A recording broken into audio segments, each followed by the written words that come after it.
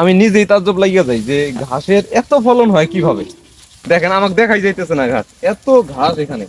হ্যাঁ, ঘাসের ফলন দেখেন, কি সাইজ দেখছেন।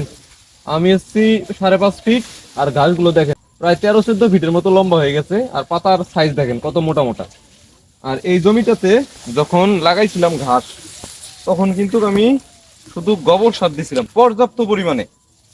আর এই যে 2 কাঠা দিতেছি, এখন পর্যন্ত কোনো ডিএপি সার এই জমিতে ব্যবহার করিনি। কালো যে সারটা সেটা, শুধু হালকা একটু ইউরিয়া আর জিপ সার, যেটা কম দামি সার, সেই সারটা ব্যবহার করছি। দেখেন ফলন মাশাআল্লাহ। এক একটা করে থোপে এই বাইরের সবগুলোর মধ্যে 20-25 কেজি করে হবে, আর ভিতরের যে সবগুলো এগুলোর মধ্যে 10 কেজি প্লাস। তো যাই হোক, আপনারা যারা ঘাস লাগান, এই ঘাসগুলো অবশ্যই আপনারা যখন জমি প্রস্তুত করবেন, তখন আপনারা পর্যাপ্ত পরিমাণে গোবর সার ব্যবহার করবেন। গোবর সার যদি পর্যাপ্ত দেওয়া যায়, ঘাসের ফলন এতটাই বেশি হবে, আপনারা যদি বাস্তবে দেখতেন তাহলেই বুঝতে পারতেন।